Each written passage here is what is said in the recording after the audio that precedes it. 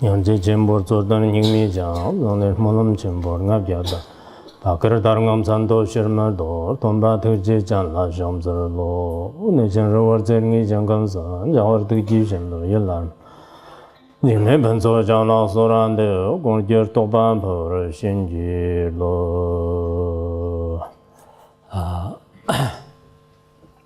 今天各位法师各位佛友晚上好也是新年快乐今天呢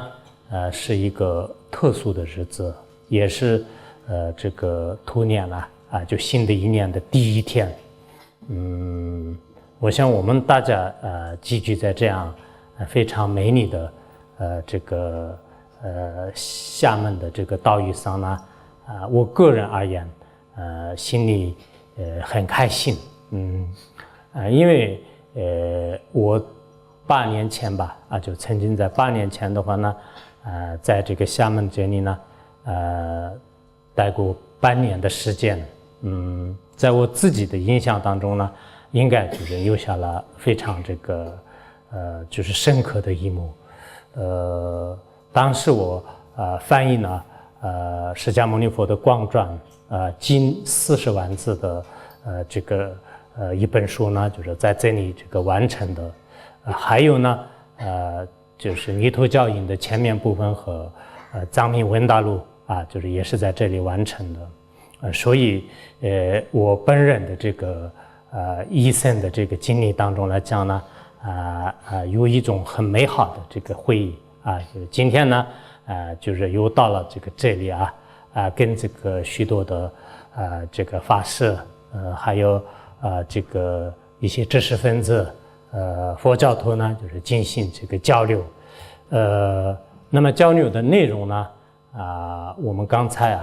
就是有个别的一些这个知识分子有这方面的一些就是真阳这个护持正法这样这个护持正法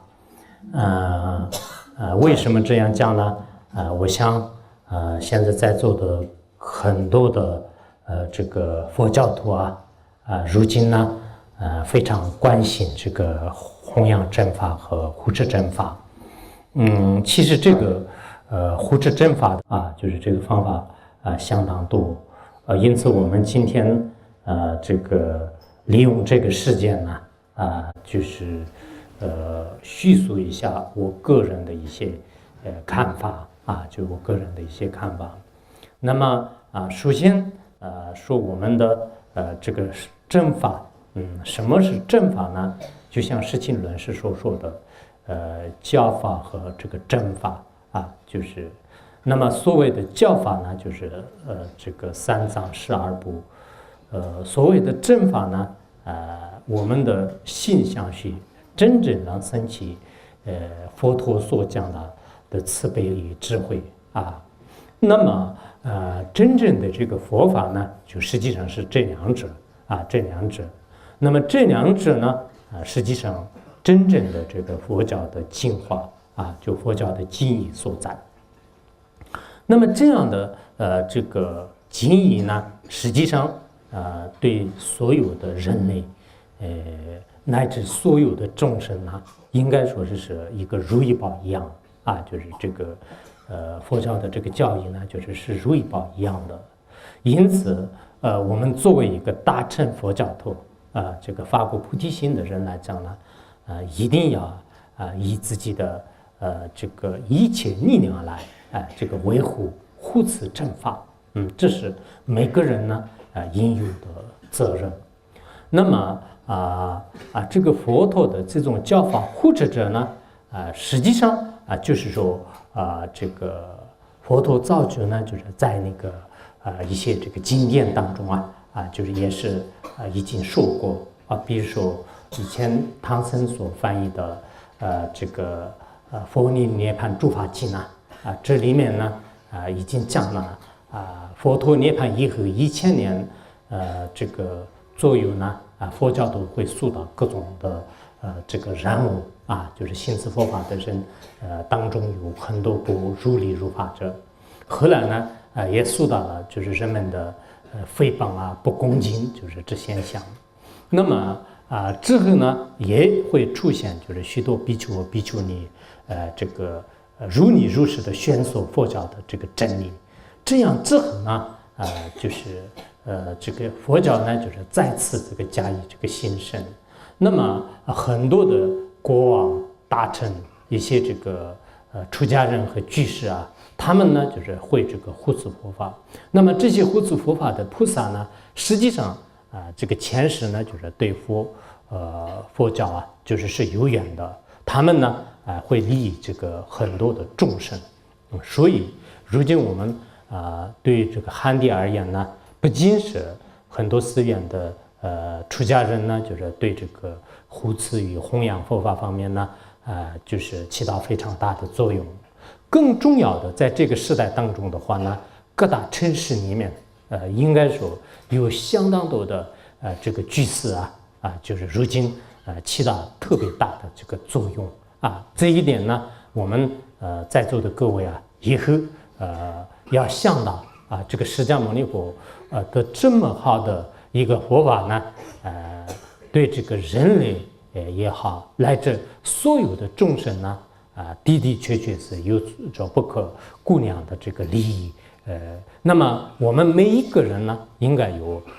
一个责任就是都要这个加以弘扬这样的这个佛法。比如说我们100个人，就是每一个人拿一个灯每一个人手里持一个灯的话呢，那么你所在的地方的黑暗呢，很容易这个清除。如果我们每一个人呢，就是都没有拿着一颗灯，那么只有一颗灯来照亮的话呢，就是有一定的困难。所以说呢我想以后就是护持和弘扬佛法呢是不能这个想着就是可能这是出家人的事情，这是蒙蒙大德的事情，这是蒙蒙这个居士一些有能力的、有钱财、有智慧、有这个势力的人的一种责任。就我想我们千万就是不能怎么想就是千万不能这么想。所以呢首先要明白，就是这个护持护法者呢是每个人应该是有这个责任的。那么怎么样这个弘扬佛法，也就是说这样的这个护持佛法呢，首先我认为大家就是要有一种发愿，这个很重要不管是我们这个什么身份的人这个有钱的人、没有钱的人老年人、年轻人，我们获得这样的一个人生呢，的的确确也是非常这个不容易的。如果我们的这一个人生呢，没有做一点有意义的事情的话呢，到最后的时候呢，每一个人呢，就是会面对就是这种这个这个贫苦和劳苦和死苦就这个是每一个人会面对的。在那个时候的话呢，你想做也是无法这个行持的。所以要这个发愿呢，就是非常这个重要。那么发愿的时候呢，也就是说以前我们这个很多人读过吧，就是《华严经》第18卷里面呢，就讲了这个菩萨的这个10种清净的愿就10种清净的愿。那么10种清净的愿当中呢就是也有陈述这个就是众生就是不披厌就陈述众生就不披厌。那么第4个呢就是说这个发这个护持正法的这个愿就发护持正法的愿，也就是说这个不惜就自己的这种取名不惜自己的这个身躯和命呢，就是开始这个护持正法护持正法。所以护持正法呢就是是在这个华严四大愿当中呢，也是这个讲得非常这个清楚。这是第一个。然后第二个呢就是我们可能这个很多道友都以前就是看过吧，就是那个有一种叫做这个大宝积经就是大宝积经里面就是也是这个讲过以前那个申满夫人。这个申满夫人的话呢，就是刚开始自己认为自己这个业力呢，就是很这个慎重然后呢，就是到这个释迦牟尼佛面前呢，就是去这个发过这个愿。那么发了什么样的愿呢？就是第一个是就是想利益就是无边的这个众生就也就是说这个发这个菩提心。第二个发愿呢就是说这个以自己所懂到的这个发愿呢，就是传讲给无边众生就传讲给无边众生。第三个发愿呢就是护持这个正法就护持正法。那么发了这三个愿以后，当时我等大师释迦牟尼佛的话呢，那么就是极其的赞叹就极其的赞叹申满夫人的这三个这个大愿，并且呢就是宣说就恒河沙数的所有的这些愿就是恒河沙数的所有的这些愿呢，可以包括在这三个这个愿当中就可以包括就是在三个愿当中。我们在座的各位都应该清楚，以前这个普贤十大愿，或者说是菩萨的这个10万大愿呢，就是包括在这个十大愿当中。而十大愿呢，就是也可以包括在普贤行愿品当中。那么普贤行愿品归纳起来的话呢，利益众生和这个弘扬佛法就是我们以前也是这样讲过。所以通过这个法院的角度来讲呢，应该这个护持正法就是有非常大的这个功德和这个利益就非常大的功德和利益。还有我记得在这个般若经就是大般若经里面呢，也是这个讲过这个发菩提心和护持正法，还有呢就是儒教修行就是发菩提心这个护持正法儒教的这个修行，如理如法的意思。这修行呢，就是实际上是最无上的这个三大这个功德三大功德。所以我们在座的应该想每一个人都想做一些有意义的事情。可是我们有些人呢真的做善事的这个重要性呢，就是不是很清楚的我们在座的各位有时候比如说像一至三知识的时候呢是哪一个善事呢，是具有法相的人就是不清楚。尤其是刚初学的人呢，凡是听到一个善事呢，就是去这个去拜去拜。当然有些呢就是已经拜得很成功，有些呢就是到了最后的时候自己也会后悔的。那么有些善法的话呢，就是也是什么样的这个行为都是会做的比如说我们现在藏传佛教呢，就是在汉地也是比较兴盛的。然后汉传佛教的话呢，就是里面有各种各样的这个教义。但刚开始的时候呢，凡是别人说是这个很殊胜的话呢就不看他的次第，不看呢就是他的这个境界，就随便就是做比如说我们有些这个藏传佛教当中呢就是有一些密宗这个瑜伽师有一些成就者的有一些行为这个或者以拿着金刚诀来这个降伏魔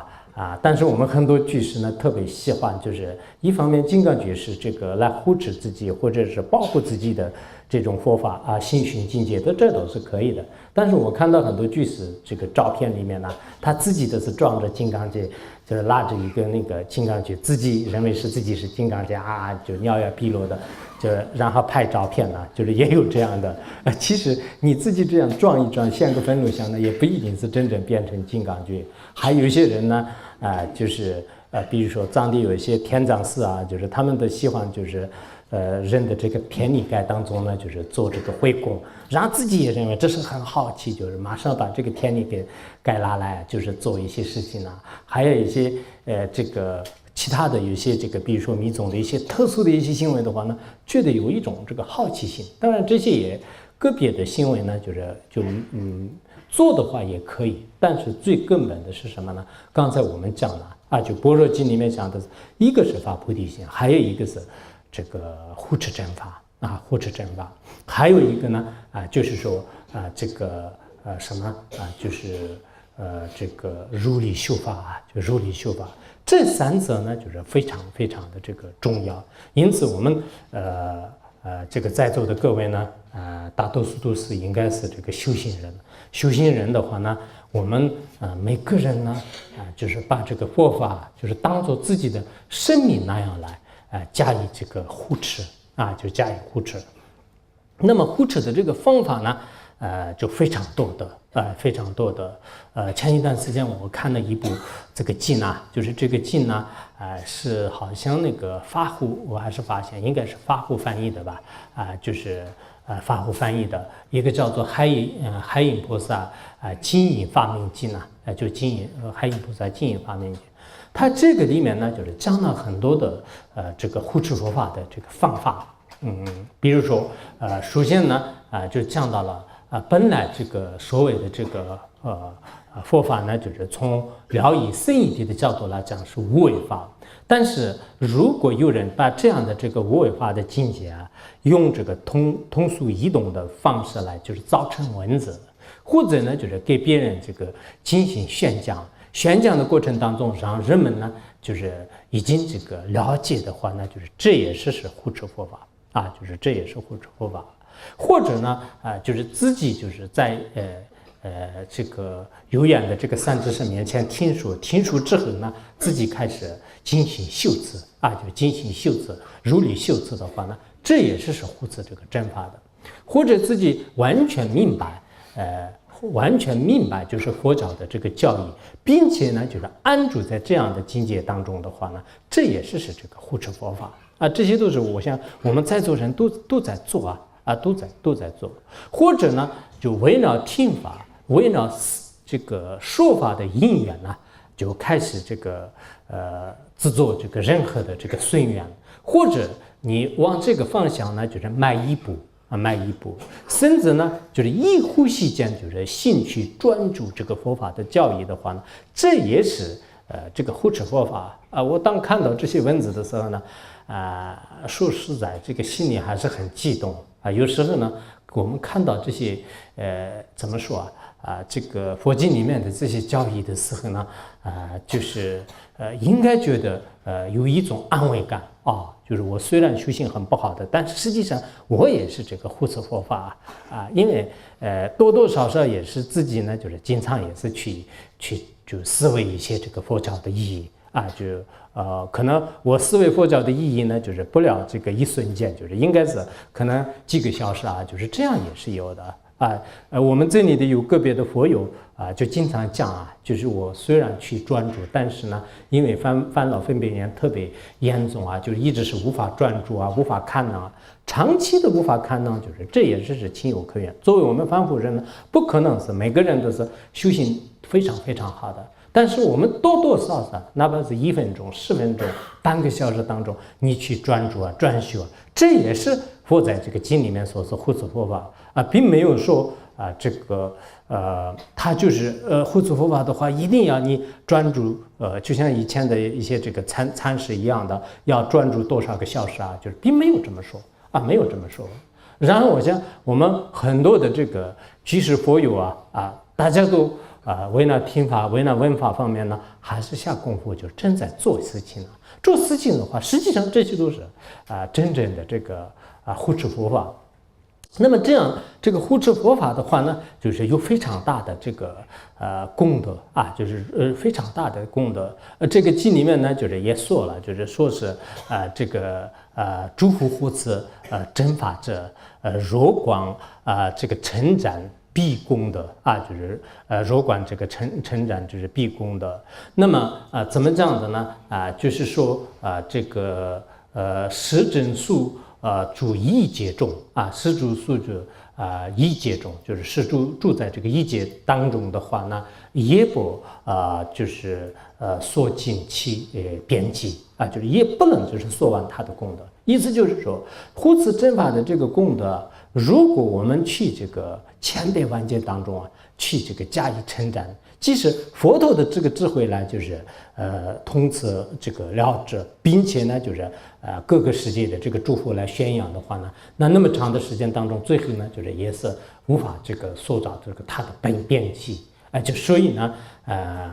我今天就是跟大家这个提的这个建议也好，或者说这个希望的话呢，我们每一个人应该要发愿，就是有生之年当中的话呢，多多少少就是对这个护法如意宝呢，就是要去这个加以这个护持就是加以这个护持。每一个人呢就能力大小就是肯定是有的能力大小肯定有的，但是呢都有自己的不同的这个这种力量用这一份力量来，哪怕是身边呢就是一个人皈依佛门也好，或者是一个人的这种善心呢，就是不推失精心呢就是对他这个劝说那这样的话呢，就是也有这个不可估量的这个功德所以说呢我想大家就是应该在这方面呢，就是一定要这个下功夫。还有呢就是其他的一些，比如说这个佛陀的这个大宝积经就是大宝积经里面呢也讲了，就是任何一个人如果想获得迅速的这个菩提的这种这个境界的话呢就是也需要就是4种法。那4种法呢，就是第一个是就不能就是推失这个菩提心。那么第二个呢就是不能就是舍弃众生就不能这个舍弃众生。第三个呢就是这个就希求这个3法呢，就是不能这个言足就不言足。第4个护持这个正法呢，就是精进如理就是护持正法精进如理。所以在这里呢也讲到了就是护持正法或者说是不舍弃众生呢是确实我们的这个非常重要的这个事情。因此我希望我们在座的人呢为什么要说是我们要这个轻重分清楚。现在很多修行人呢，因为这个佛教就是特别这个深奥的原因，如果没有人呢给你进行那个开导，没有进行呢就是给你讲述这个窍诀的话呢，很多人就不知道哪一个地方是最这个重要的就是譬如什么这个暗中宝无灯不可见然后佛法无人所虽会莫能了就是佛法无人所虽会莫能了，这是应该《华严经》里面讲的吧就是比如说安室当中就我们这个大厅当中，如果没有这些灯的话呢，我们谁见不到就是谁见不到，就是什么东西都是见不到的。那么同样的道理，这个佛法的深广意义呢，虽然我们有这个世间的一些聪明才智，但是呢没有上师的这个劝解，没有上师的开导的话呢，依靠凭自己的一种这个知识呢，完全明白它的道理的话呢，相当这个困难的。为什么呢？因为现在我们都知道你们这个通过上网也好，或者是看一些书本的话呢，很多人看了1、2部经典，或者是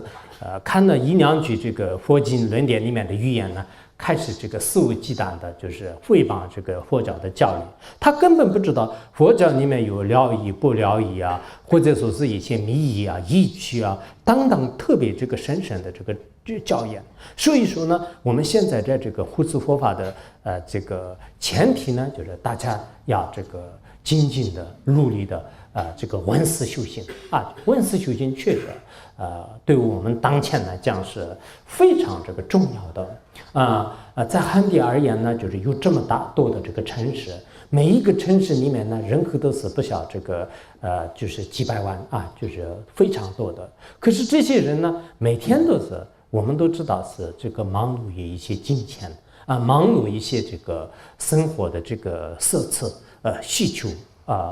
有些人呢，以前世的这个福德就今生当中呢，就是有吃有转，而且呢，各方面就是过得比较这个快乐的。而有些人呢，因为前世没有这个造这样的这个善的这个福德的原因呢，今世当中连自己的生活呢，就是也难以保证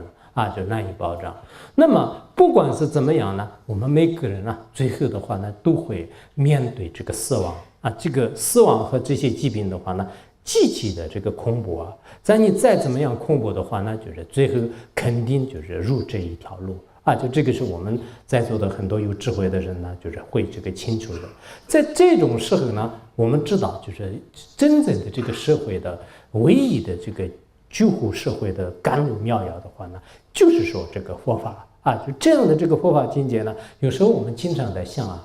这么多的这个人口当中哪怕是一个城市里面就是有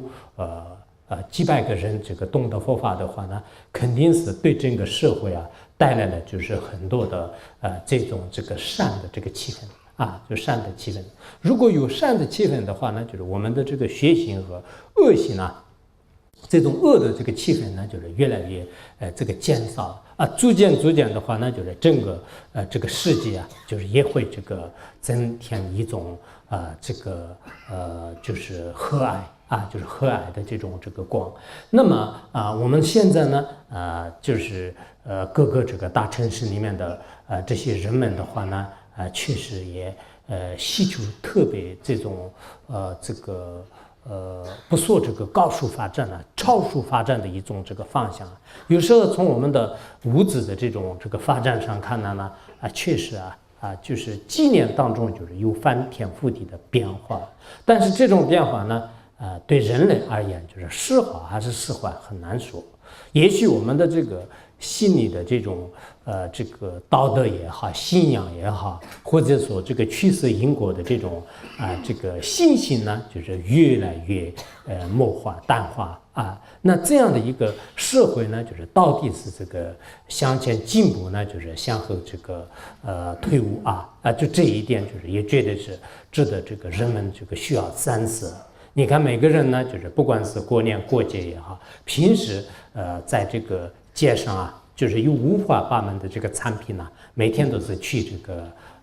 有销售的，有买卖的。可是我们内心的真正的就是大悲心、智慧这样的这种这个交流的地方呢，基本上都是没有的基本上都是没有的我们这个百货商场里面呢，就是你卖这个外面的物质就是非常多的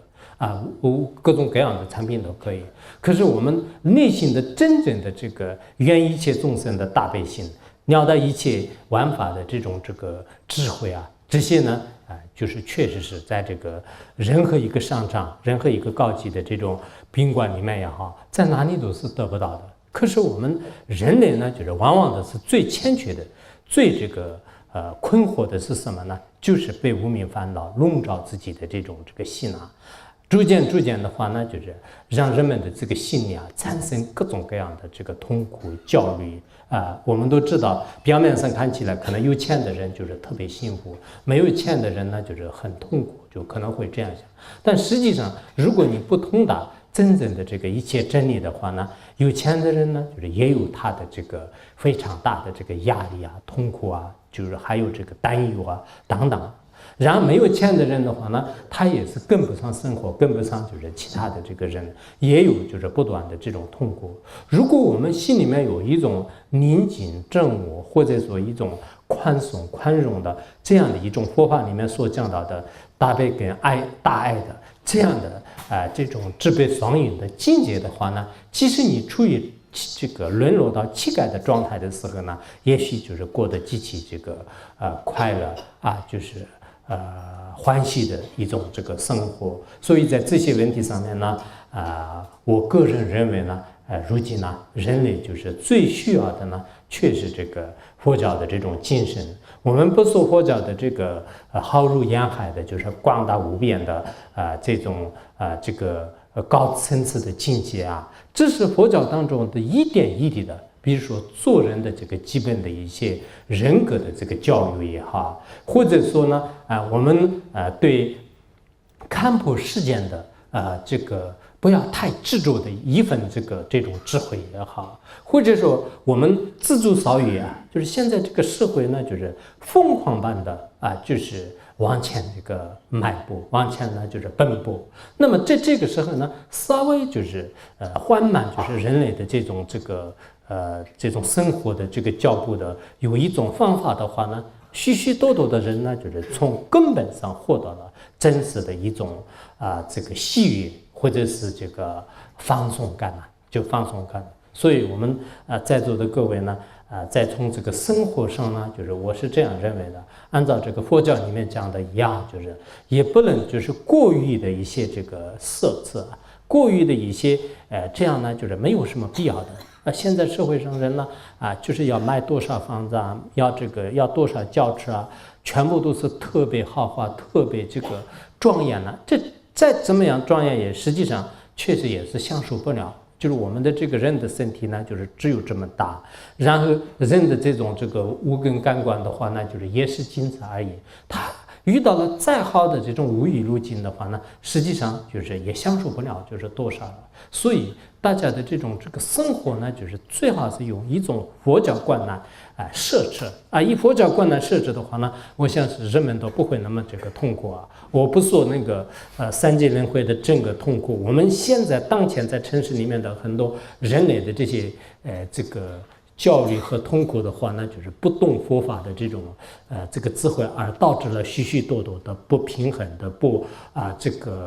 快乐的状态就这些状态呢其实在佛教的真正的一些基本的简单的真理当中呢，描述的就是非常的细致。所以我们今天呢，在这里劝大家呢，就是一方面就是应该护持正法这种护持正法的话呢其实有就是非常大的功德。这种功德呢就我刚才也就是说了，我们出世间的话呢确实乃至生生世世就是弘扬佛法和护持正法的功德呢，就是不容易损害的就不容易损害的。那么佛陀在佛经当中也是讲了就是金刚杵菩萨变成历史的人，一个叫历史的人，而摩登大师释迦牟尼佛呢，就是变成就叫做会上就会上的人。他们呢就是在一个佛面前，就是当时数字教法就是当时数字教法以后护持正法以后呢就是发愿就发愿，以此愿力的话呢，就是在如今的娑婆世界当中佛陀成佛了。佛陀成佛之后呢，最后佛接近涅槃的时候呢，先就是教诲于迦叶尊者。迦叶尊者呢就说是我护持40几年以后的话呢，那么就是也像就是就我们现在的话来讲呢，就是不敢了就我们有些人说我再干几年就不敢了，我退休了。当时迦叶尊者，但佛陀显现上呢，就是呵斥迦叶尊者。后来呢就是说金刚手菩萨，就金刚手菩萨呢，乃至我的佛法存在之前的话呢，他会有发愿，就是他会护持。所以我们在座的道友们呢就人生是很短暂的，在短暂的人生当中呢真的我想我们每一个人呢，就是发愿就是一个是就是不舍众生就尽量的利益众生就尽量的利益众生。然后呢就是护持正法呢，就是不松懈就不要以其他的一些因缘呢我们现在各个地方的一些发心人员呢，其实有时候特别难找，就是好像护持教法的话呢，作为对他们来讲根本不知道功德。其实护持道场和护持教法的功德呢，跟菩提心没有什么差别就菩提心没有什么差别。所以说呢我们也经常就是像各个地方呢，就是有就是一些小小的道场就是比如说学习的地方、闻思的地方，其实是跟寺院没有什么差别。有些寺院的是每天都是没有闻思修行，没有闻思修行的话呢这不叫真正的道场说实在，就是你光是一个金碧辉煌的佛田的话呢，就这叫做佛堂，但是呢就是不一定叫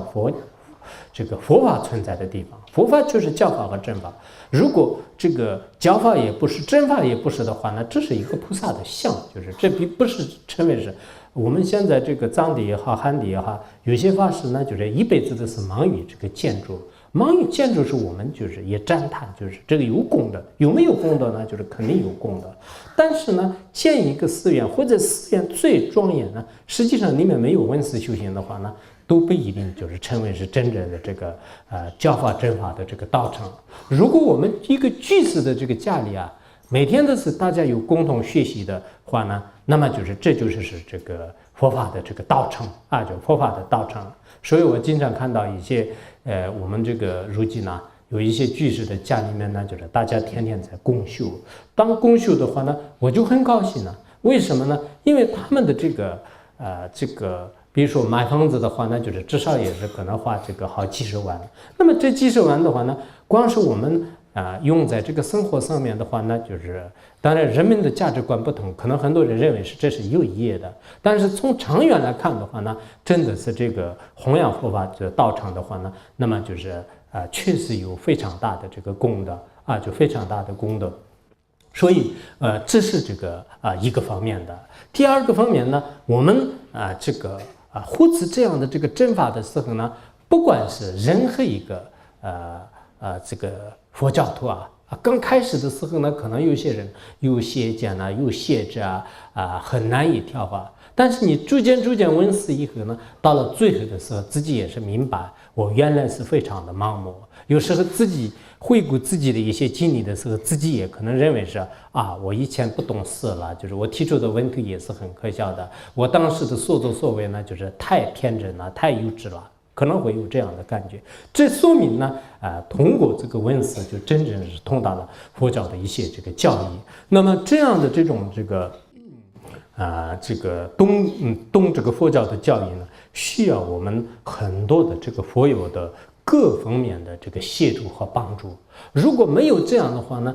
许多人呢刚开始可能学习，但中间呢，遇到一些简单的违缘或者复杂的违缘的时候呢，会这个半途而废，中间呢会掉落最后的话呢，就是再也就是找不到了尤其是在大城市里面呢，茫茫人海我的很多这个以前讲课就是学到了中间的时候，好多佛友都掉了，一直找不到，就是后来在茫茫人海当中大海捞针了，我很苦恼，但是没办法的，我很想帮助他们，但是掉队了，就是最后都是掉下去了，不知道在哪里就是确实我经常有这种感觉，就是我们在座的人呢最好这个学习不管是自学也好，共修也好，学习是不能这个间断的。学习间断了以后呢，你的这个思想已经可以说佛教方面的思想的已经这个停止了。我看到在座的很多人应该这个学习的还很精进就为什么今天讲这个护持正法呢？许多人就是对这方面有这个兴趣，但是有些人呢认为我在这样做呢，就是要可能得罪很多人，会不会有功德会不会有一些不良之处其实我们心好的话呢，那么就是行为呢，就是即使有些不合理呢，也不要紧的心是真正是向着这个佛法，真正是向着这个为他人中间呢就是没有一些自私自利的依靠这种行为呢，就是自己这个有财产的目的，有地位的目的，有什么其他的话呢，那这种是不合理的。所以我们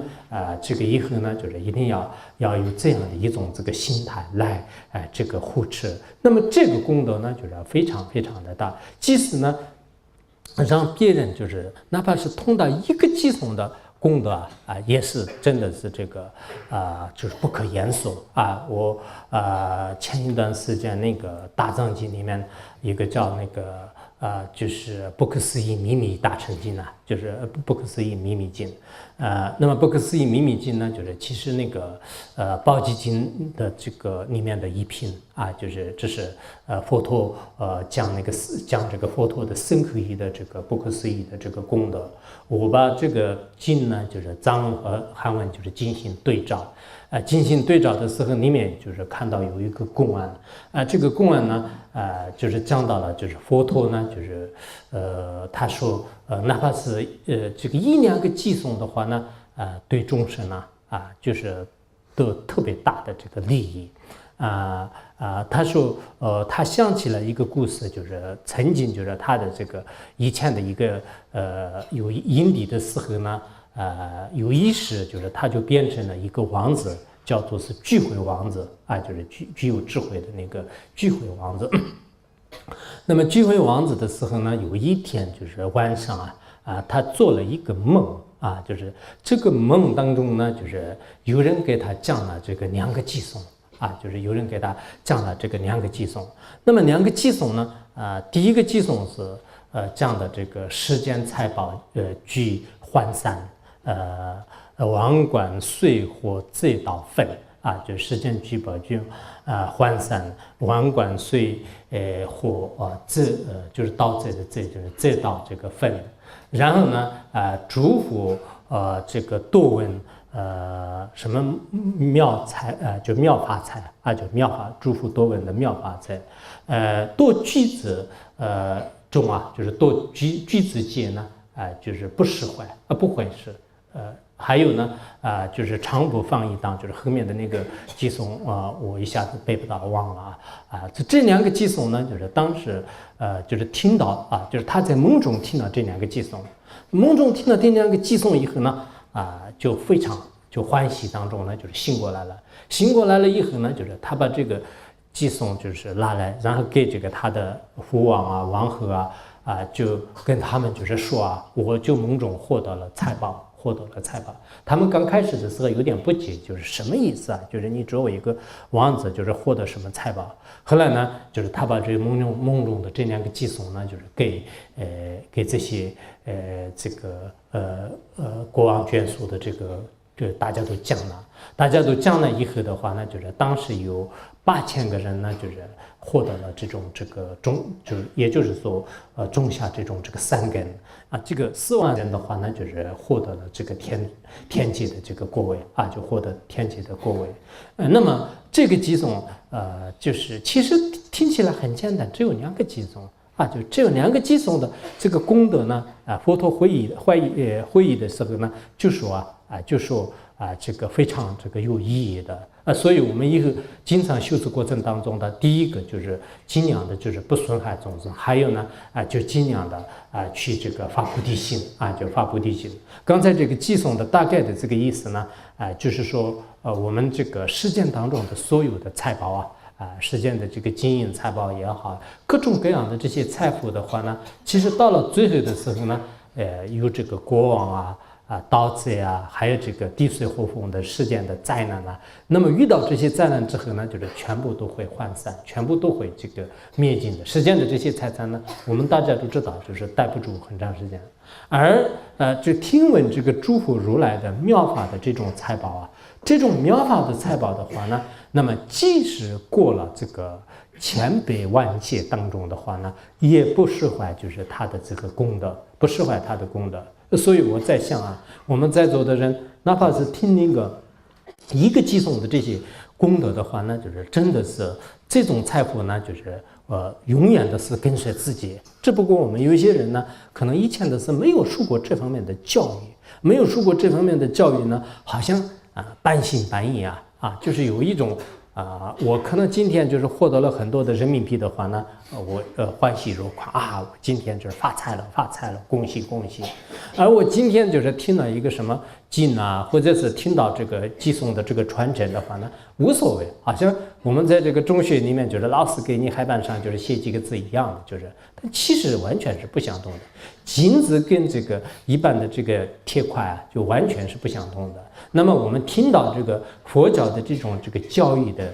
这个功德和价值，跟我们世间的这个语言的一些这个利益呢，就是完全不相同。所以我们希望呢以后的这些真正的这个佛教的这些道友们的话呢，要谈论的过程当中也尽量的就是接近一些佛法方面的这个内容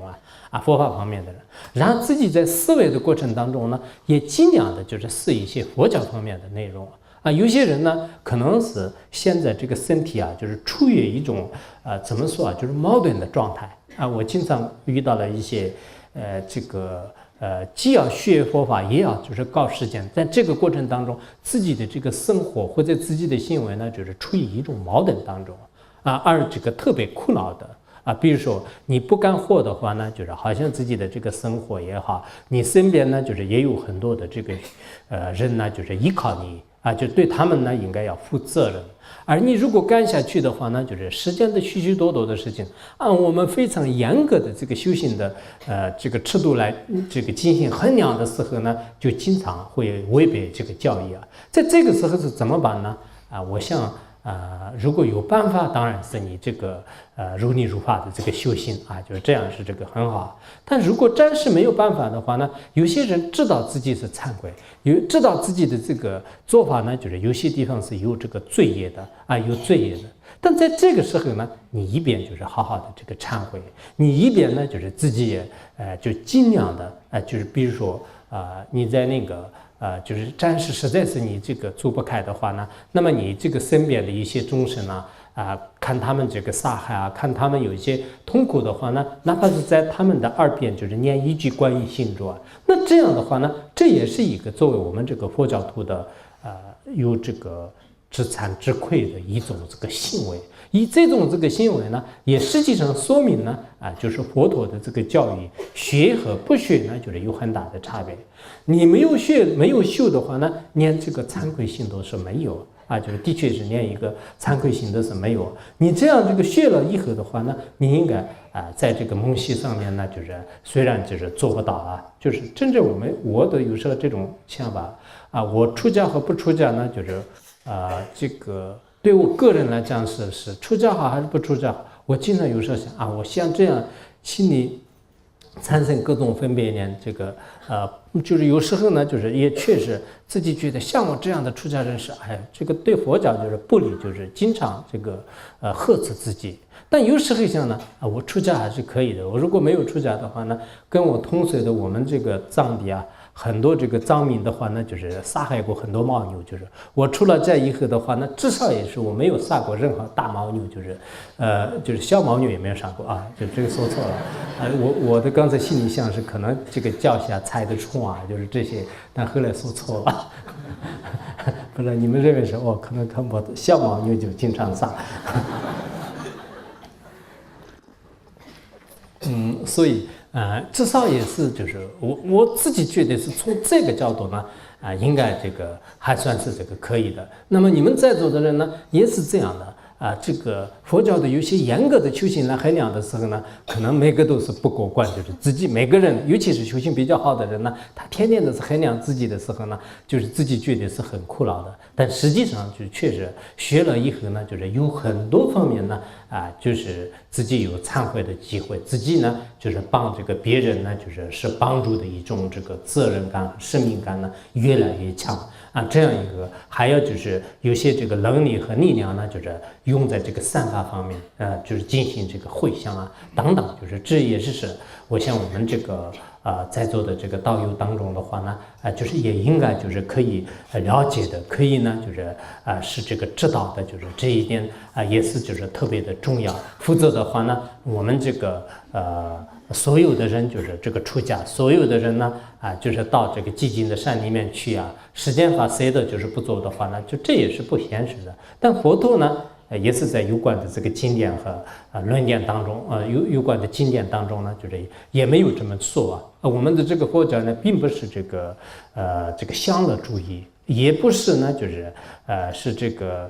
禁欲主义就是所有的这些鱼苗就是全部是禁止的，不是这样的就是应该说每个众生的自己的根据的情况和根据自己的情况和自己的这个善根福德都不相同，然后呢有不同的这个选择有不同的这个缘分。总而言之呢就是一切这个罪恶呢就是尽量这个减少，就是乃至就是不做，而一切善法呢就是尽量的这个信奉，乃至呢就是非常这个圆满，是这样的一种行为呢，就是真正的这个佛教。所以说呢，我想我们大家在这个行持的过程当中呢，应该说这个佛教的这种这个价值观也好这个礼仪呢，就是有所这个明白就这一点也是这个特别重要。总而言之呢我想这个佛教呢就是真的人们呢就是心思散发就是脱离呢就是是苦海的一部特别微妙的这个思想就是微妙的这个思想有一个汉地有一个叫做念佛经吧就是念佛经，这里面呢就是讲了，就是说这个世间之中呢就是唯有这个母力就是母亲的这个力量能令这个妻子生得安稳就是世间当中就唯有的这个母亲依靠她的力量呢，就是将自己的这个孩子的身体呢，就是得到这个安稳就是快乐，就是成家立业。然后那个出世间中唯有这个祝福就唯有祝福，宁及众生呢就出三劫苦就有这个教证在这个出世间当中出世间当中的话呢，唯一的这个佛陀呢，他能这个令众生呢就是离苦得乐，也就是说这个处理这个三界的这个痛苦就处理这个三界的痛苦。所以我想我们在座的这个各位呢从这个蒙协议上面呢大家都特别精进我是很满意。为什么呢？你们这个很多在家人而言呢确实是学到这一点也是非常不错的。因为你们的这个责任就是特别重就上有老人，这个下有孩子，中有很多的这个社会的这个责任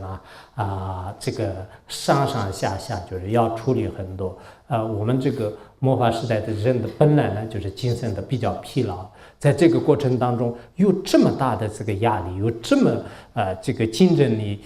特别强的。这个社会步骤相当快的这样的一个特别复杂的社会当中的话呢，还要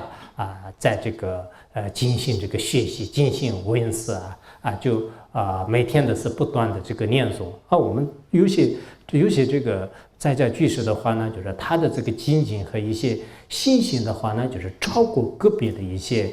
比较散乱的出家人就是不受这个精进的出家人，因为精进的出家人肯定很精进的就不用说了就是有些在家人呢也有这样的比较多所以说我觉得是我们在这样的这个社会当中，很多人不断的学习还有这个放生助念做许许多多的这个善事对你们来讲呢，就是的确也是不容易的就的确不容易的。但我希望呢，我们这个心思散发呢，就是需要这个持之以恒就持之以恒，并不是这个偶尔呢，就是因缘成熟的时候呢，就是开始就是心思就然后呢，就是慢慢就灭尽了，不要这样的就是一定要就是长期的要这个坚持下去。我看到我们这里个别的一些佛友的话呢，就是多年以前呢，就是还是如理修行现在也是如此。我相信未来的这个时光当中的话呢，他也会如此的这个修行。所以呢我想我们很多人呢这种精进就是长期的精进是非常这个重要的就是否则的话呢，一两天的事谁也会这个就是比较怎么说就是很着急，也不用特别的着急也不要特别的散乱。有些人着急的不得了，就是最后的话自己的人已经这个出心脏病了，就是我马上要休息，马上要休息，结果这个你再怎么样也是快不了就是堵车的时候你怎么样想快也是没办法的，就是除非你就是堵车的时候就下来就是走路就是跑就是但这个不现实同样的，我们在这个社会当中这个修行呢，又不要特别的这个着急太着急的话呢不行。佛陀呢在这个经典里面也说了，就是说这个也不能太近了，也不能太松了。有些人呢太松了，全部都是说我太忙了，不行我忙这个忙那个。所有的这个修行呢，就是因为忙这个字来这个自己找这个借口，这样也这个没有必要的。我都有时候是特别忙，但是呢就是自己就觉得是特别惭愧。确实我这个修行也好，就是各方面的话，有时候观察自己的时候呢，我不是说什么谦虚话，就是自己经常有一些特别就是这种这个惭愧不如的这种这个心态但是呢，也不能就是太着急了，也不能太放松了。这就是我们这个不急也不松，只有间接药，就是那个马吉老祖空心魔也是这样讲的。我们不能太紧了，也不能太放松了，以这种状态来去这个如理如此的这个修行的话呢，应该说我们这个寄生当中呢，就是有这个希望啊，就寄生当中呢，就是有这个希望啊，那么就是来世的话呢，就是也有这个希望啊，那么新的一年呢，就是也有希望。谢谢大家，其他没有什么说的。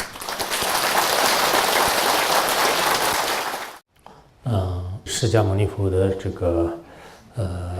修法仪轨，我以前也翻译过，然后我们学院也经常念。当时我在这里翻译那个释迦牟尼佛光传义合呢，我本人就是对这个释迦牟尼，以前法王如意宝讲过，但后来尤其是我翻译了这个百年华传呢，就百年华传翻译了义合呢。自己从这个心看深处，真正是对这个世尊呢，就是生起极大的这种信心啊，就是生起极大的信心。然后以此呢，就是每天都是不断的这个念诵。我希望我们在座的各位呢，以后一方面就是多看一下那个释迦牟尼佛因地的这个光传啊，百年华传，网上也有，书本里面也有。还有呢，经常自己念诵这个释迦牟尼佛的这个仪轨啊，就这个仪轨的加持力特别大。我们作为一个佛教徒，念释迦牟尼佛的仪轨一天的是念一遍的，不会念的话呢，我觉得有点，就有点不对啊，就是有点不对。所以今天也不是特别要求，但是呢，就希望呢，就是每个人应该这样的。我的最大的价值就是在法本里面，或者是这个法。然后除此之外，就是我也不缺你们的这个供养，什么东西都是我有，所以我处理的话那很累，就是没有办法的。我也心一点，你们也是，如果有一些公平的话，那就是算我已经加持了，你们就分给其他人，就是带回去。然后其他的呢，就是我们也可能私人每个人要讲的话，那我可能。这个每个人都是要讲很多话，不一定满足，就是所以说，基本上我们传完的话，我在任何一个地方也是这样的，传完了以后呢，就直接做了，就是希望你们对我们的这些负责人啊，就是他们也是很辛苦的，也不要就是对他们有不满意啊，不这个很多行为呢，所有的人都满足的话，不可能的。以前上次如意宝都。去各个地方，就是当时去了十几个国家的时候，到每一个国家去的时候呢，这些这个主持人就是这些这个义工的话呢，特别累，就是他们是本来是发心，就是给大家就是提供各方面的方便，但后来呢，就是这个上师做了以后，很多人都说他们了，这样子我觉得是人没有良心，就是不好的。依靠他们的各方面的一些方便力呢，就是跟这个上师们结上缘呢，就是这是一个很好的所以说呢，我们这个。今天完了以后呢，就是大家都是应该就是很开心的，就我刚才就是今天主要就给大家提醒的一个护持正法啊，就是护持正法。你们这个回去以后呢，就今天如果这些话能记住就能记住，如果今天没有能记住的话呢，我就建议就是你们分就是看两部经典，就是一个是这个佛说就是不可思议秘密经的最后一品里面呢，就是讲了这个如何护持正法的功德，就是讲了。然后呢，就是这个海义菩萨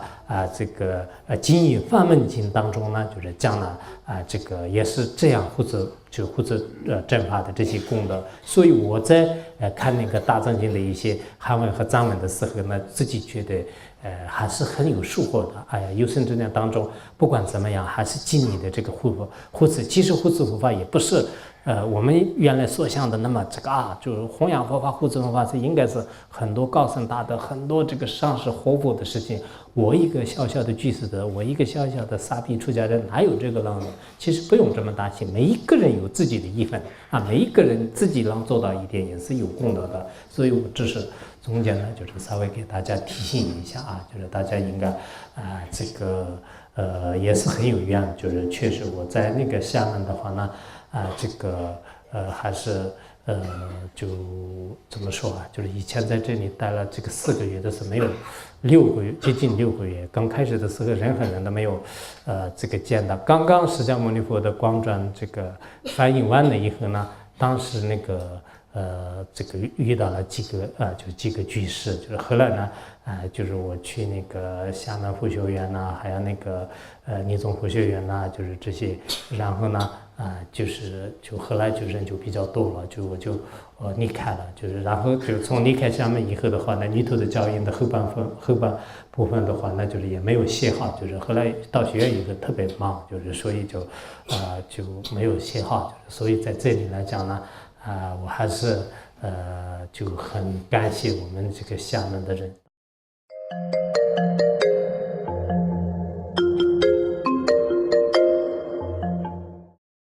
上师新年好，我是您的弟子，学法律的。然后呢，我今天我想这样子问这样的问题，因为呢，从学佛了以后呢，我自己生广发愿，就是说10年寒窗成就自我，然后呢就续活慧命，普度众生。那但是呢，在我的生活，在我身边的非常多的，无论是家人呢，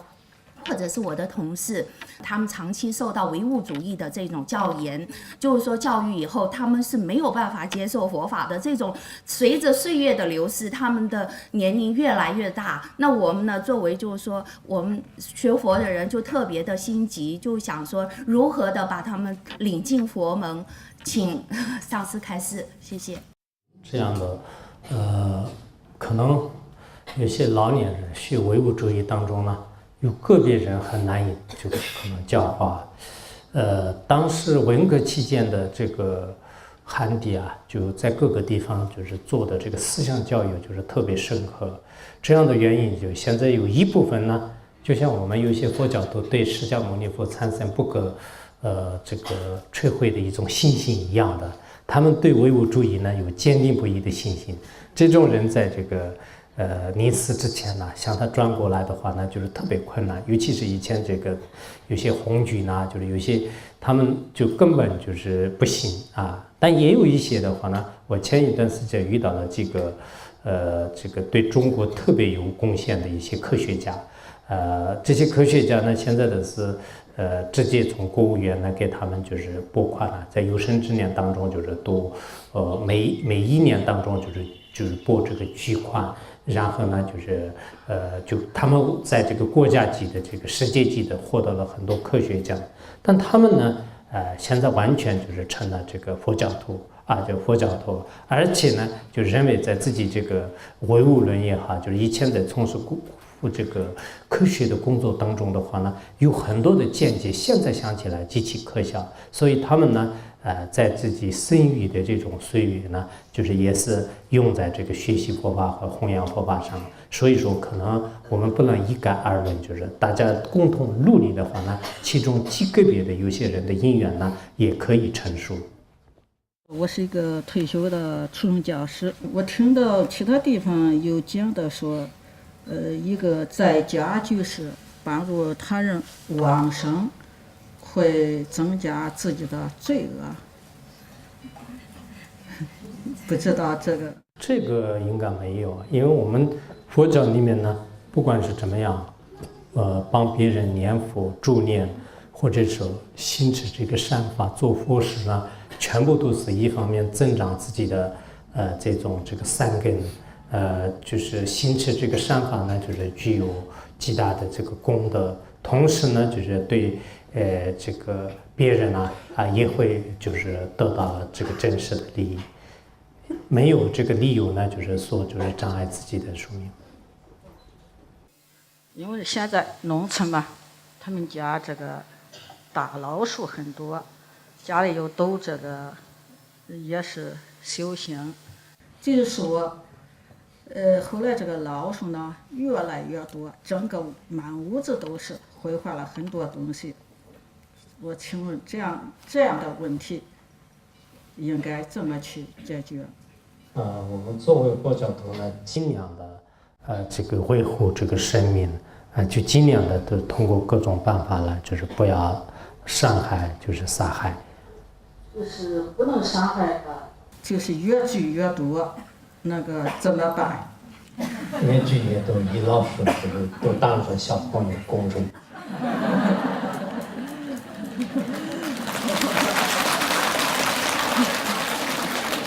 我还有一个问题，还有一个小孙女，今年1周岁，是个树宝宝。但是现在呢，这个他的姥姥呢在那边养，就是非让他这个给他炖这个荤汤喝，这样呢我们也不同意，我们这个儿子儿媳我们都不同意，就是家庭闹得很不和谐。我想你给我一个好办法，怎么去解决？这个素宝宝很有可能变成荤宝宝，是吧？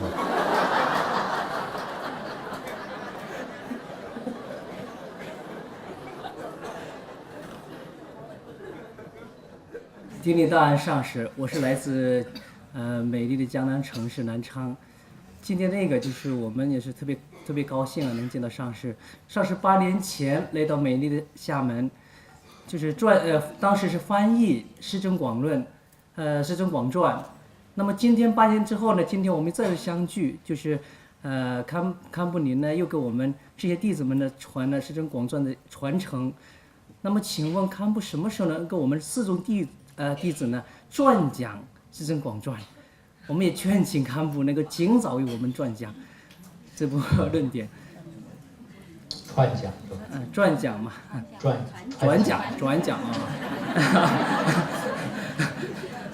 这个今天给大家念诵的就是《释真广传》的这个颂词，也就是说它的这个修法仪轨啊，就修法仪轨。《释真广传》的传讲呢，上师如意宝以前用了大概是4-5个月的时间，在学院里面讲过一遍。然后前7年呢，就是我们学院的法师，各个法师都讲过一遍。那么我们什么时候讲呢？就是这个会不会再过8年？再过8年，我们在座的多少人在时间也很难说。不管怎么样呢，这个希望呢，我们在座的各位大家都如果有时间，真的看一遍这个《释真广传》。因为我们很多人就是释迦牟尼佛的了解不深刻，我在那个学院当中也讲了，很多都认为好像释迦牟尼佛是一位王子，从那个出家舍家以外，之前的这个多生累劫为我们众生付出的这个生命付出的代价呢，大家都不会明白。所以如果你懂得了释迦牟尼佛广传的这个深刻的意义的话呢，真是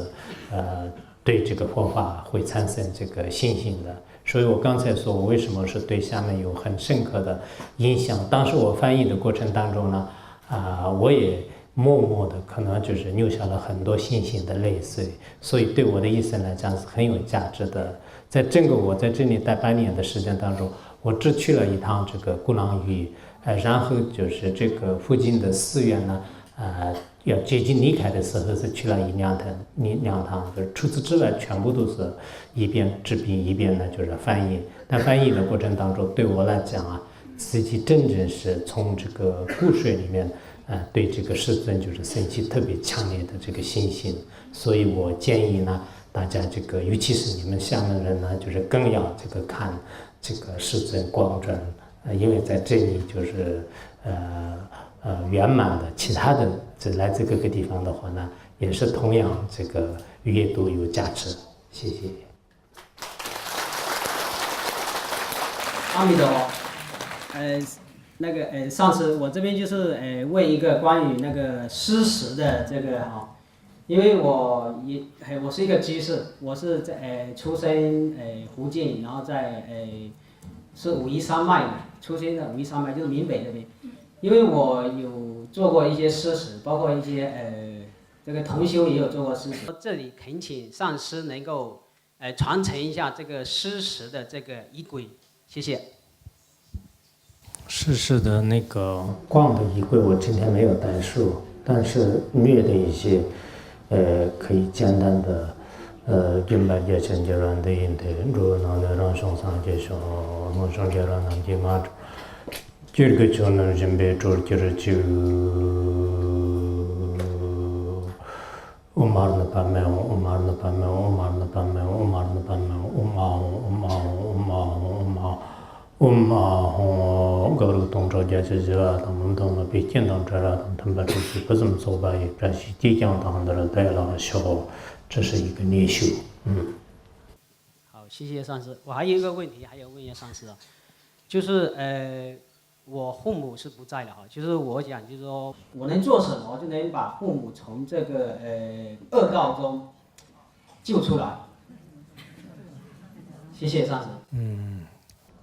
放生，还有护持正法。好，谢谢上师，阿弥陀佛。好。问候大人上师。那我在出家之前呢，我是那个研习诸子百家和先秦哲学的。那就是说，对于宇宙本体的问题呢，我就说我们的先哲像老子啊、庄子啊都有过一些个阐述。像老子说：“有物混成，先天地生，其中有象，其中有精。我不知其名，强制之曰道。”老子呢将宇宙的本体喻之为道。到了庄子呢，庄子将宇宙的本体呢就是喻为这个混沌状态。后来到了北宋时期呢，很多的儒学家就是说北宋时期呢，就是说受了很多的儒家的学者呀，受了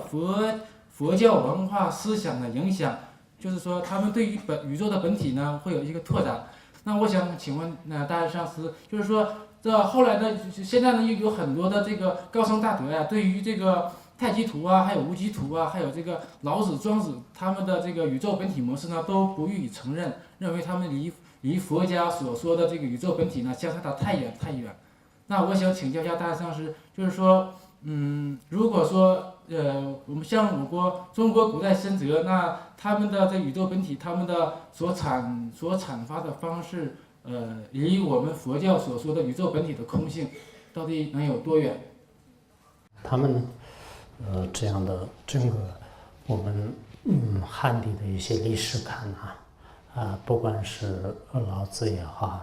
荀子、孟子，这个孔子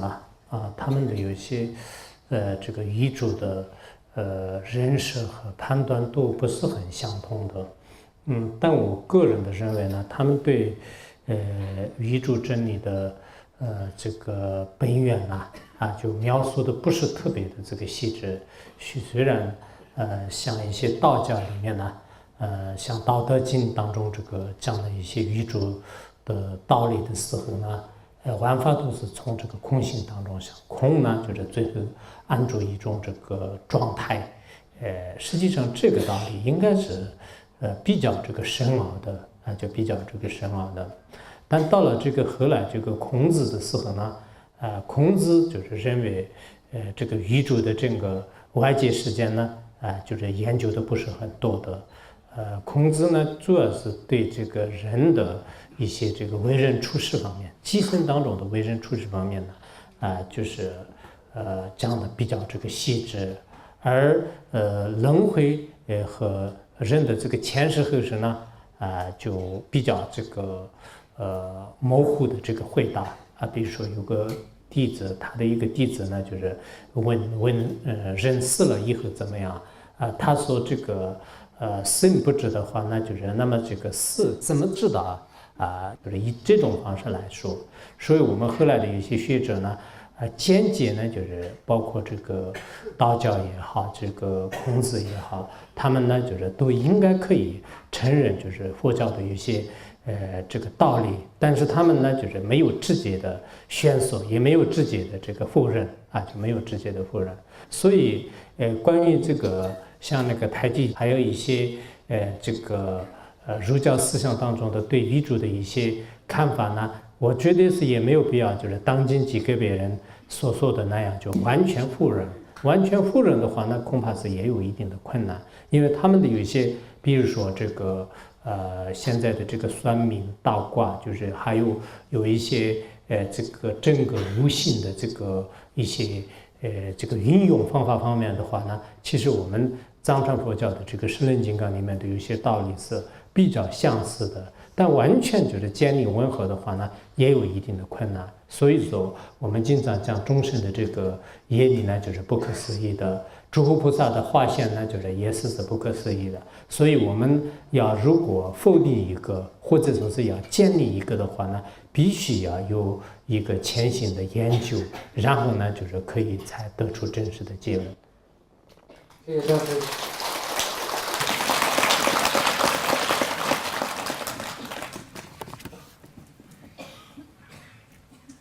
上师你好，我是昨天刚刚皈依的上师哈，就说因为比较对佛教还有的不是很清楚哈，是这样情况的，我以前长期跟我弟弟就是因为性格不合经常吵架嘛，然后那个关系就非常紧张，就是不亲啊这样经常吵，然后我就想通过说帮助他的事业哈。然后对他的事业帮助非常大，给他也帮了不少钱啊，算是比较大的帮助了，按照平常人来说。但是我感觉到我弟弟好像不是非常懂得感恩对我，然后我目的是说让姐弟的关系能搞好一点这样子。但是为什么这样子我为他付出这么多，他对我不太懂得感恩，然后对我这个姐姐也不亲，所以我是非常的。因为这个事情都得了抑郁症，就是希望说能得到我弟弟的亲情，就是因为这个事情，想起这个事情就是很不开心，过得不快乐。虽然我现在是不缺钱，知道吗？但是就是为什么想得到我弟弟的亲情，我也为他付出这么多，为什么他还对我这个姐姐不亲？所以我想请上师能够指点我要怎么做，就是我现在如果是说念咒语还有佛经的话，还有做好事的话，回向给我弟弟的话，是不是有作用，能让他改变对我的态度，对我这个姐姐不亲一点？谢谢。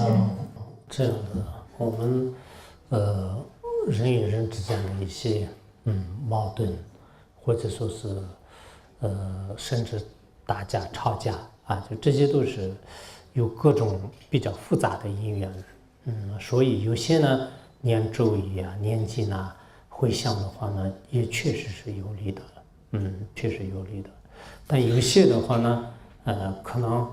前世的一些比较严重的这个业果就是阐述，那这样的话呢，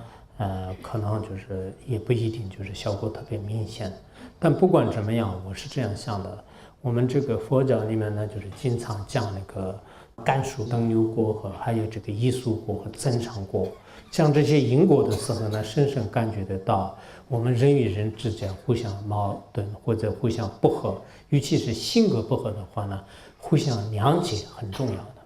每个众生呢，就是认为是自己是站在最公平的，别人呢就是对我就是不公平。很多吵架打架的人都是这样的啊，我对你很好，你对我如何？其实呢，就是他也这么认为的，他也这么认为，就是看不惯你。在这个时候呢，这个中间有一种因缘啊，就是所以我们这个现在这个社会当中的家庭就是不和睦的很多的这个因缘呢，都互相都不理解，不懂这个佛教的因缘法。当你因缘已经灭的时候呢，你怎么强求也是没办法。比如说现在的这个弟弟和那个哥哥之间也好，这个姊妹之间的关系也好，夫妻之间的关系呢，当你这个建立一个美好的关系的时候呢，大家都很开心。但是最后就是破裂的时候呢，人们都认为是你原来对我很好，为什么现在不好？就是没有这样的必要。就是原来是好的时候，现在好的这个时候已经过了。原来你年轻的时候，现在是你老了，就是这个是大家都是应该。你为什么原来年轻，现在为什么那么难看？所以我们很多的这个因缘呢，每个人都是不会想，就是必须要你原来这么做，我必须给我现在这样做。但这种方法呢，是有点这个强迫，就是所以到一定的时候，我们佛教里面经常讲顺缘。讲这个顺缘是确实是有个很深深的这个意义，逐渐呢，就是我想大家也会互相理解的。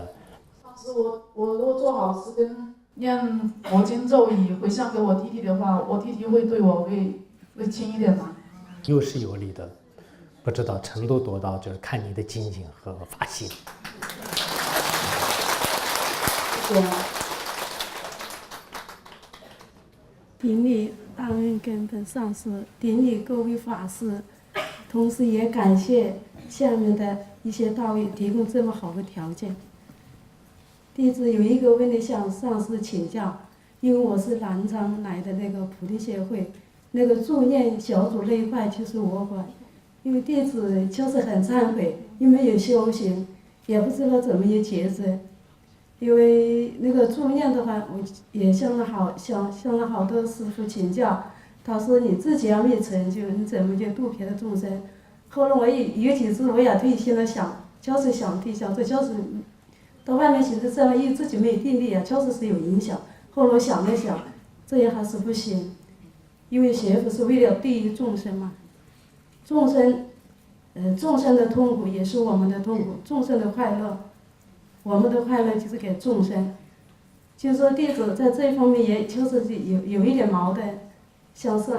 弟子祈请上师，给弟子就是慈悲开示圆满，弟子就放心了，行持下去。谢谢。开始圆满就放心，所以我开始不圆满也还是。上师慈悲。其实我们做这个任何善事，或者做这个助念，以及其他的这个帮助别人的话呢，实际上自己呢就是只有这个真实的这个利益，就不会有实践当中所说的那样的各种这个障碍，因此我们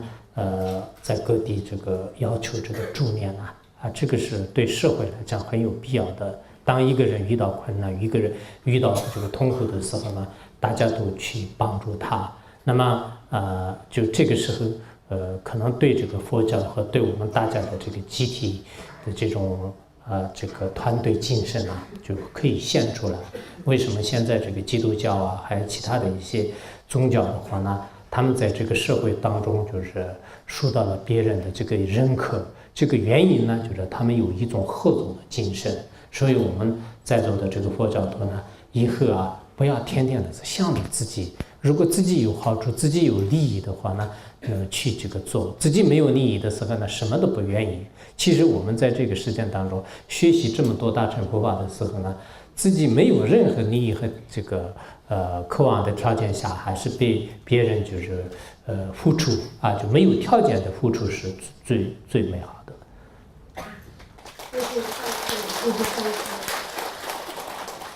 顶礼大恩上师，我是来自江西菩提学会，因为加入那个菩提学会次第学习并不是时间不是很长，所以自己也学得不好，没有是很修行上的一些具体的问题，我就想问一下，因为我可能年龄比较小，89年可能现在因为菩提学会的成立之后，很多的年轻人都加入了菩提学会次第修学，包括我自己现在已经参加了工作，已经有第4年。就是在面对生活、工作，包括学佛上，总是觉得自己的心力不够，包括很多修行上自己不够精进，包括以后很多年轻人越来越多，我就是想请大恩上师，对我们这一代年轻的学佛的一些居士，有什么好的忠告，或者有什么好的方法，能够一些方便，能够引导新的年轻人能够接触佛法，谢谢。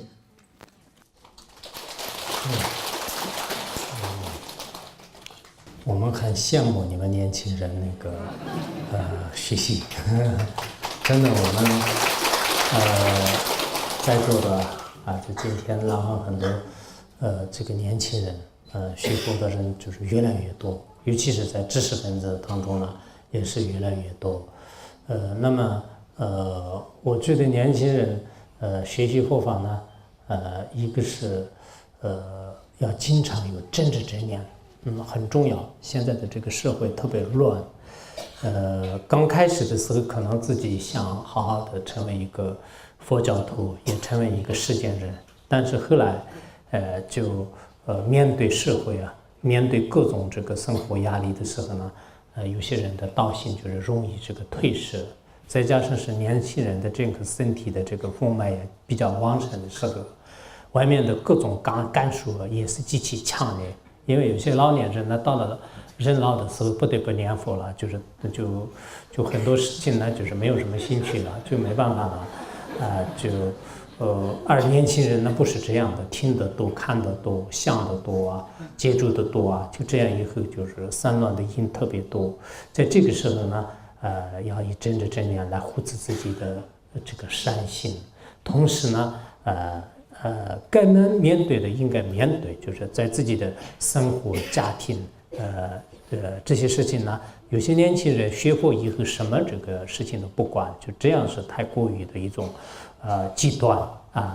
我想做一个在家的，就是实实在在的一个佛教徒呢，就是应该是可以的。虽然我们工作和这个时间是比较近的，但是如果自己处的话呢，学佛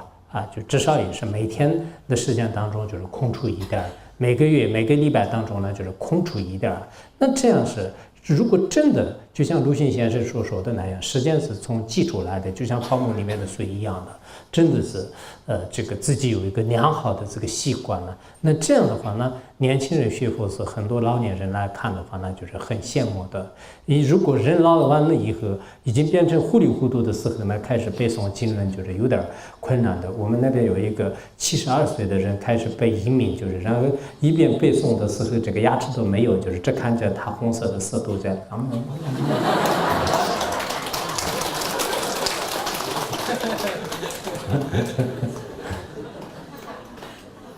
好，菩提协会的林昭，那学佛时间也不长，但是今天能有这个机会来跟大恩上师一起过年，非常欢喜。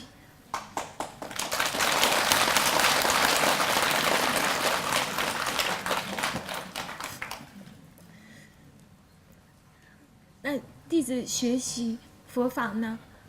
因为学的时间不长，很多问题不大清楚。那今天有机会面见上师，好，今天有机会面见上师，亲自来问上师哈，来祈请上师，就是看到那个自成罗珠堪布那个慧灯之光讲那个心经啊，心经里面他讲说我们在圣义当中万法是皆空的。那在名言当中，好，我们一般来讲说万法，我们佛法讲是缘起法，好，因缘和那就产生。那但是赤城罗珠堪布他讲说，一切法呢，一切万法都是无因无缘，忽然间产生的弟子就不是很理解，请大恩上师开示。本来是这个问题是赤城罗珠堪布的，应该问他。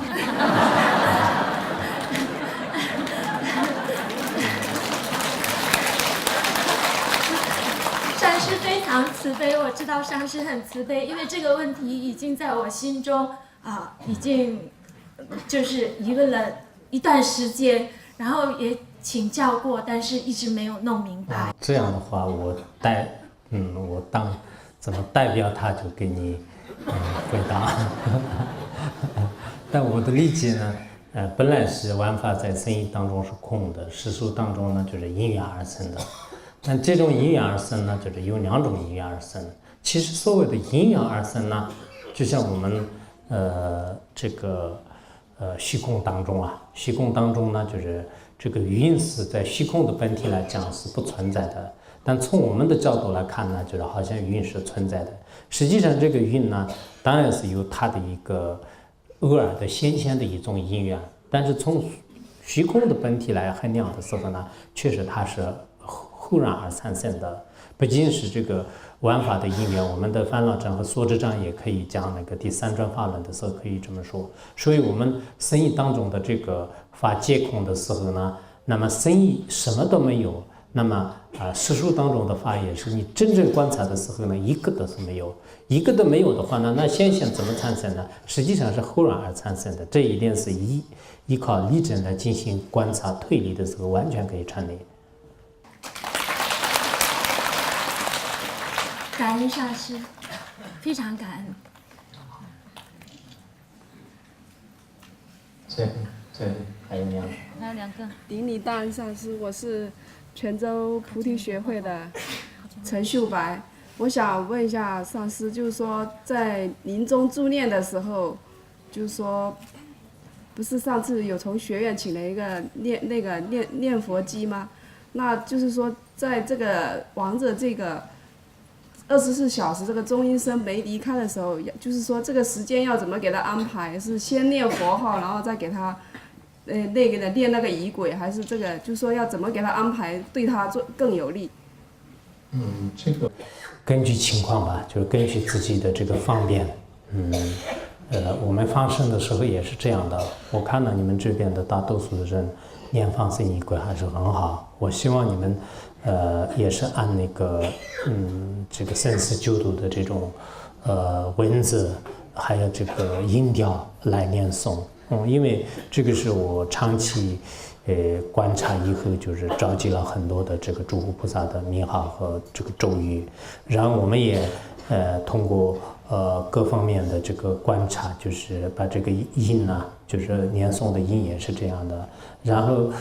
这个3496的这个仪轨呢，就是根据自己的情况，这个亡者的这个尸体的这个24小时也好，3、4天当中，这个时间呢，就是可能根据就是条件来就是抉择，没有什么大的这个不合理之处。好，感恩大师。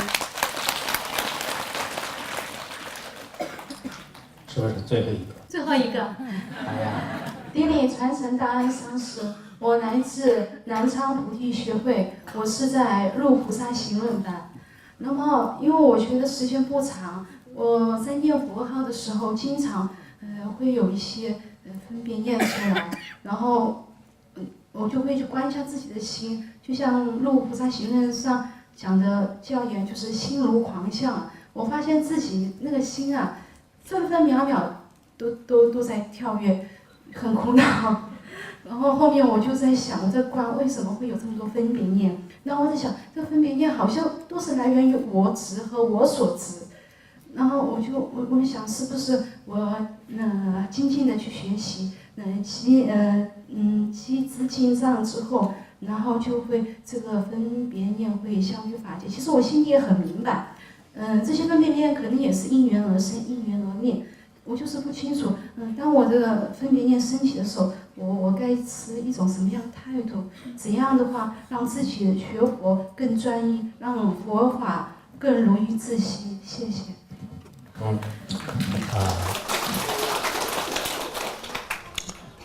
我们心呢，就像矿泉一样的，如果你没有观察它呢，就是它平时它的状态就是谁都可能没有发觉。当他观察的时候呢，不仅仅是你的分别念分秒都在这个启动啊，就是有这个起心动念，甚至我们可能在座的大多数的90%以上的人呢，都在观修过程当中，自己认为自己观修的很差，有很多的散乱分别念，但这是作为凡夫人来讲是正常的。我们学密法的时候呢，有时候不需要就是制止这些分别念。当你分别念产生的时候呢，观它的本体，就是认识它的本体，也有很多这样的这个修行方面。而显宗当中的话呢，尤其是你观一些机制安住的方法的时候呢，那么就是将自己的分别念逐渐这个减少啊，最后呢就是安住在一处。当然这个是不可能短暂的时间当中一下子让它这个停止就这需要这个时间，需要呢就是大家的这个自己的这种共同的这个努力，自己的长期的一种这个努力，否则呢我们无始以来的心呢就是在这个轮回当中一直这个漂泊不定啊。那么当你遇到大乘教法的这种禅定法门的时候，一下子让它制止呢，就是绝对不可能的。所以说呢，我想我们刚开始这个学的时候呢，稍微有这方面的一些这个动念啊、崩背妄念啊，就这是一种这个正常现象。长期的这个奋斗，所以我们这个佛教呢，在座的各位我本人而言的话呢，信佛是从小都是信佛教的，然后真正的这个闻思修行呢，一直了这个大安上师如意宝以后呢，就是将近可能20多年，就是一直不断的闻思，但越闻思越有这种这个信心啊，就是越有这个信心。当然，在这个过程当中，偶尔呢，就是可能有退失信心啊，就是自己有一些这个遇到一些这个修行上的这个障碍。但实际上呢，我们在座的各位要有一种长期的这种打算啊，就是一定要就是学到老，就是要修到老啊，就是有生之年当中，我要尽心尽力的去这个学习佛法，这样的这种精神呢。逐渐就是依靠三宝的加持力和自己的信心力，然后这个佛法呢，慢慢就是融入自己的这个相续，让自己的相续呢，就是稍微看能以后呢，所作所为也是与佛法越来越接近。完全与这个佛法接近的话呢，很困难的。那天有一个道友跟我说，我有烦恼，就是可能你都不愿意见吧，就是这样说。我说我如果这个不见这个有烦恼的话，那全部是要找一个阿罗汉，就是阿罗汉，就是可能现在很难找，就是这也不是什么这个阿罗汉的世界，也不是极乐世界，就是全部都要这生者的话，那很困难。所以我们在座的人呢，烦恼分别念正常是肯定有的，痛苦肯定有，烦恼肯定有。但是呢，我们学了佛法佛教的这种智慧呢，慢慢就是对你的心相续呢，就是起这个作用啊。最终的话呢，就是大家都在临终之前也好，或者说是我们相续当中种下了特别微妙的三根之后，乃是呢就是带到这个得到解脱。当你得到解脱的时候呢，通过你的不同的这个威力和神通身边力呢，会教化这个无量无边的群生。谢谢。感恩传承大恩上师，扎西德勒。扎西德勒，吉祥如意。感恩上师为弟子答疑，也感谢这些道友们给我们精彩的问题。那我们大家其实这些问题也是我们大家心目中，有些人心里也是有这些问题的。那我们现在是念回向是吗？好的。所有十方世界中。